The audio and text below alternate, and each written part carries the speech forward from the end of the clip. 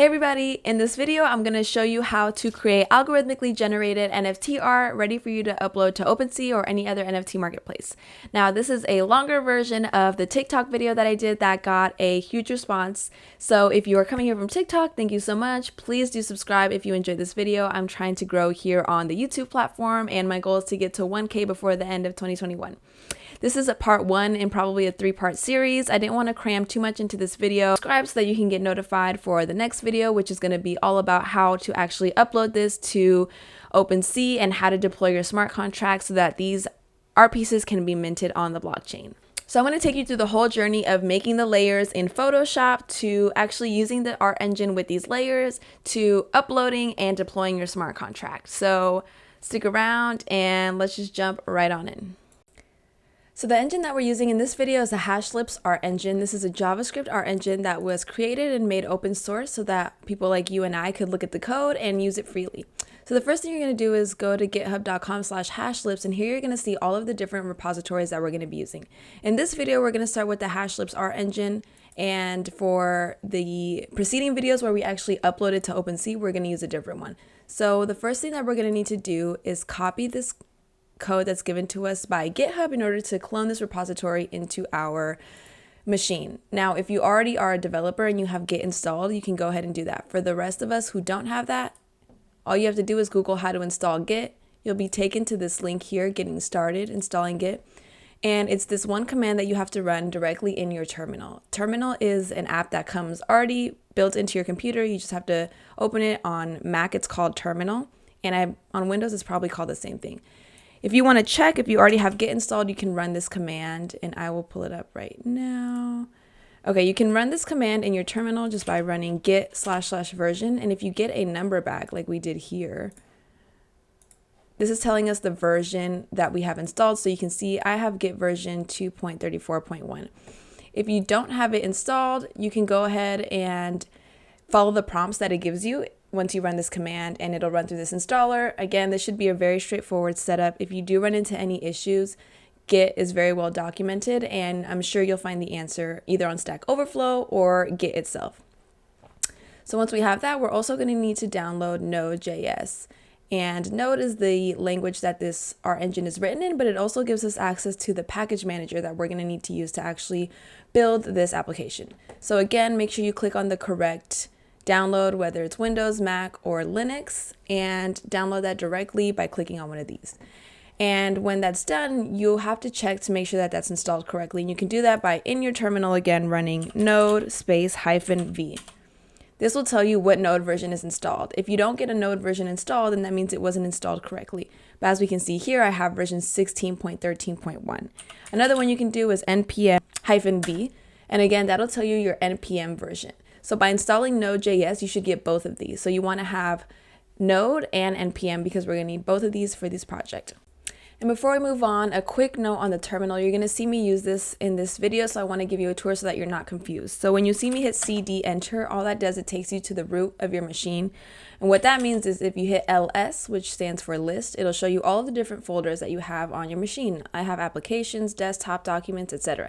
Now, if you see me do CD, that command stands for change directory, and it allows you to move within the files on your machine without having to use Finder or the actual file app on your computer. So if I do CD desktop and hit enter, now I'm in the desktop directory, and if I do LS again, it'll show you everything that's in my desktop, all the different files. At any time, you can do CD and press enter to be taken back to the root. You can do Command K on Mac to clear. In case it's getting full of stuff and you're not able to see what the most recent command was, you can do Command K. And I think that's all that you're going to need. Okay, now that we have all the installation stuff out of the way, we get to the fun part, which is making your art. So you can use Photoshop, you can use any other app that allows you to export files as PNGs separately. So I'm not sure if Procreate does that. I got that a few times on my TikTok video. I'm not sure what app does that besides Photoshop, but all you have to do is make sure that they can export each layer individually and that each layer is a PNG file. If you can find an app that does that, you can use that as an alternative to Photoshop. In this video, I'm going to be using Photoshop just because that's what I have on my machine and that's what I used. So I'm going to move myself out of the way here. And I'm gonna just kind of speed through this because I'm not an artist. I'm just gonna show you the gist. So you're gonna create a layer to create every section of your art. So what I mean is, let me give you an example. So for my video, I'm gonna do a little blob guy. So I'm gonna make a new layer where I'm gonna use the shape tool to make a round head. And it's gonna be filled with green. So this is my body. And in this little guy, I'm gonna add eyes, maybe a mouth and a nose. So for each trait, I'm gonna have different variations of that trait. So for this body, I have a green one. I'm gonna do Control J to copy that layer and make a new one. And for this layer, I'm gonna change it to pink. And I'm gonna do that process again. And maybe for this layer, I'll make it blue. And now you see we have 3 different copies of the body that are all different.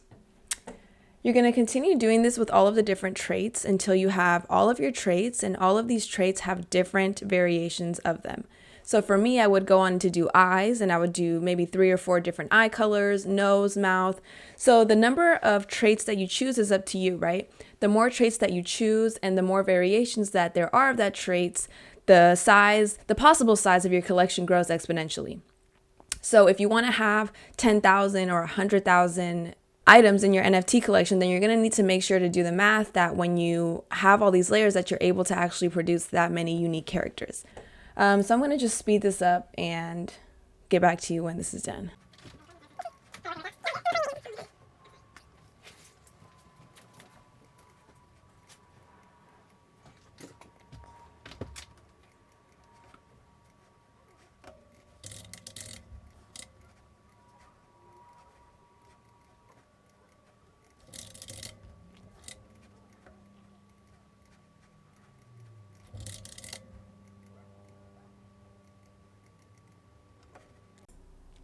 Okay, now you're going to want to export all of your different layers as individual files. And if you're doing this in Photoshop, there's a shorthand way to do this. So the first thing you have to make sure to do is that all of your layers have the eye on them and they're visible. After that, you're going to navigate to File, Export, Layers to Export. Layers to Files, I mean. And then when you get here, you can give it a name prefix. I'm just going to leave it as this. Keep the file type as PNG24. And be sure to not have trim layers selected. And when I hit run, you'll see it's doing its thing, and all of these layers are now loading up into my desktop. The next thing you're going to do is create a folder for all of these layers, and within that folder, categorize all the different layers into their own folders. Okay, so now that you've organized all of your different layers into folders, it should look something like this. I have an outer folder called YouTube-layers, and then inside I have all these different folders.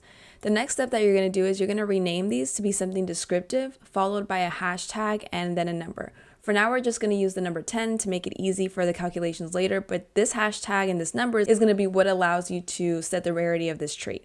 So again, if you don't have a hashtag and a number, when you try to compile this program, it's not going to work. Now, be sure to name this something descriptive that will mean something to your end user, because this is what's going to be displayed in OpenSea or any of the other NFT marketplaces when people are viewing your art. So let me actually show you what that's going to look like. So I'm here on OpenSea, and I just looked up one of the crypto coven witches, and if you go down to any of the art that's on OpenSea, you're going to see a folder called properties, and this is what it's going to be listed when you show your art. So these top layers are going to be the folder names, and the inner ones are going to be the actual names of the property that you guys are going to set. So for example, for us, it would be something like background, body, eyes. And then inside of here would be like green background. And then here it would be like pink eyes or whatever. So make sure that you name this something that makes sense and don't just put random stuff, because this is going to be displayed in OpenSea as part of the metadata and for just viewing in general. So now that you have named them correctly and added that hashtag 10 to the end, your file structure should look something like this. Once you have this, now we're ready to actually go into the art engine, pass in all of these different layers, and generate our art. Okay, now that we have all that ready, now we're ready to install the repository into our computer. So let's head back to the GitHub link. We're going to press this little arrow on the green code button and copy what this gives us. And now that we have Git installed, we can clone this repository into our computer. And what that means is we're literally going to save the code files into our machine so that we can run this locally. So go to your terminal, just do CD and press enter to take you to the root. I'm going to CD into desktop because that's where I want these code files to live. You can CD into any folder that makes sense for you. And once you're in the folder that you would like to copy this into, you're going to do git, G-I-T, clone, C-L-O-N-E, and then you're going to paste that link. And at the end, you should get a successful message that shows that this repo has been cloned into whatever folder that you did. So I'll actually let this run. Perfect. So it says done. So cool. Now that we have this, it means it's saved literally in our computer. So now we're able to go open this file. The next thing that you're going to need is a code editor. I'm using VS Code and it's a free download. You can just look up VS Code. It's a code editor that allows you to edit code directly on your computer. So you're going to need one of these. I already have it installed, so go ahead and install that. And once you have your whatever code editor, your VS Code, you're going to open that and you're going to use that to open the files that we just downloaded. So I'm going to go ahead and close this terminal and open up my VS Code for you guys, and I'm going to close this as well. So now that we're here, I'm going to do open, and I'm going to look for the stuff that we just downloaded. So for me, I did it in desktop, and it's called Hashlips Art Engine. So here it is. Boom. I was able to find it, and all you got to do is hit open. For this, you can just go ahead and hit yes. And when you open this, you're going to see on the side all of these different folders and all these different files were generated for us when we copied this repo into our computer. You can see there's a bunch of different stuff in here, and this is what we're going to be working with. The file that you're going to need to look for that we're going to be working with the most is going to be in under the source folder, and it's config.js. Okay, and now what we're going to do is we're going to bring in our layers that we created into this layers folder that's already here. First, we have to get rid of what's in here, so go inside layers and then click and highlight all of these different ones, and just go ahead and right click and do delete, so that all that we're left with is this outer layers folder that's now containing nothing. And now we can drag and drop the layers that we created into here. So make sure that you're actually bringing in the inner folders like I am, and not just dragging the whole folder, because we already have an outer folder for us called layers. So let's just drag this into here. And now we see that in layers, we have background, body, and eyes, which are the ones that I defined. And when you do it, you should see the layers that you defined and all of the individual ones in there that you should actually be able to get a preview of in VS Code. So now that we have that, now is where the fun starts.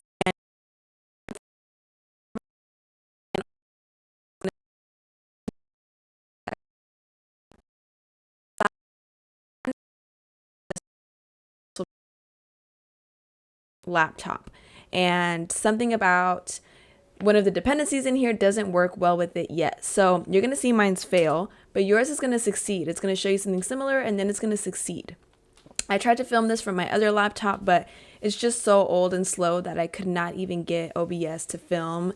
So we're just going to pretend like this worked, and we're going to move on. So now that we've npm installed, now we're actually ready to run our app. We've imported all of the layers, but now we have to tell the compiler what to do with these layers. So I'm going to go ahead and minimize this, and we can also just exit out. So in here, what you're going to do is you're going to look for something that says layer configurations, which is this right here. And you'll see this has a bunch of different stuff that came when we downloaded the code base. But now that we have our own layers, we're going to have to edit this so that it matches our folders. So what you're telling this is you're going to say, I want you to grab an image from each of the following folders to create my image. So remember, these are all in different layers. So for us, mine is called background, and I believe this is case sensitive, so make sure that's that. Then for me, what would go next would be the body, and then the eyes. I only had three traits, so that would be it for me. But if you have more, you would keep stacking them until it makes sense for you. Now, the order of this matters. If you were to put eyes first and then background, when you run this, you would just see your background because the eyes would be covered by the big background. So the order goes from furthest back to most closest to front. So make sure that you're layering your art correctly so that in the end, you'll be able to see all of the traits that you're expecting to see. Now for me, I'm going to go ahead and delete these because I don't have this. And if I try to run this, it'll give me an error. Keep that comma at the end. And this grow addition size too, I'm going to make this 10. This defines how many of these NFTs are going to be created in your collection. You can have a collection of 10, of 100, of 1,000, of 10,000. You can decide what you want your collection to look like. For this video, I'm just going to put 10. And just to show you guys how it works, again, go to terminal, find that terminal, and you can just open a new one too if you can't find it. The command that you're going to need to run is node index.js. And when you press enter, again, mine is going to fail, but when you press enter, it's going to show you all of the different things that it's building, and it's going to show you at the end how many were built, and it's going to show you like a cool DNA string. Now, when that's done, you're going to have a folder that gets created that's right here. It's called build. And inside of the build, you're going to see, if you expand it like this, you're going to see the images that were created and the JSON metadata that you're going to need for OpenSea or any other NFT marketplace. So let me actually show you the JSON standards, the metadata standards, so that you kind of know what I'm talking about and what this is used for. So here I am at docs.opensea.io/docs/metadata standards, and here it tells you what the metadata looks like. So it's kind of hard to see, but if I zoom in, you'll see it's a file with a JSON object with all of these different things defined. In this example, it has name, description, external link, and traits. So remember, this is why I asked you to name those traits something descriptive and something that made sense, because this is something that's actually going to be shown to your users. And again, it shows you here that these are the properties that get displayed here. So now that we have that down, and you know what that is, now you can see that you have a metadata file for each of the images that were created. So now I'm going to show you guys how to play around with the configuration, get more unique traits. Now you can play around with this layer configurations to do some cool things. So if I copy this object and paste it right here, keeping that comma and keeping that comma at the end, I can say, for example, I want some where my background is, let's see, what backgrounds do I have? Where my background is green, but I also want some that have it where the background is orange. So I want one part of my collection to select the green, and I want my other part of the collection to select the orange, and then maybe I want another part of my collection to just grab them at random. So I'll add that there too. And the thing to note here is that these grow addition size too needs to make sense. So if you have this at 10, this needs to start at 10 and continue where you want to finish. So if you want 10 more, this needs to be 20. And then if you want, let's say, only 2 of these, then this needs to be 22.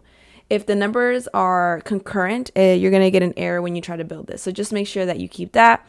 Another cool thing to note is that when you run this, you'll see that your images kind of come out in order, and that's the order that they would be minted in, and it can be kind of predictable. So in order to shuffle them and get less predictable stuff, you can change this to true. Oh, and another good thing to know is you have to save your file every time you make a change with Command S on Mac, or you can manually go up to File and Save. If you're getting errors and you're not sure why, make sure that everything is saved first, and you'll know that something is not saved when you make a change and you see this little white bubble come up by your file. It means it's not saved, and watch when I do save, it's going to go away. So just make sure that you've saved your work.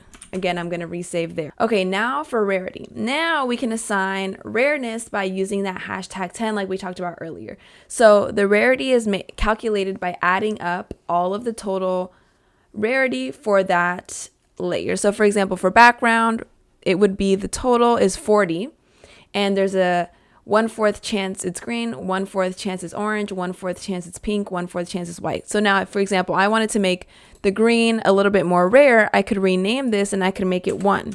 So that it would only have a 1 out of 31 chance of being green. Or pink, I could do the same thing and change this to maybe 5. So now you recount the total, so it would be 25, 26. So now pink would only be 5 out of 26 would be the likelihood of getting this trait. So now you can play around with this and make some of the ones more rare and other properties less rare to get a lot of unique combinations of what you want to do.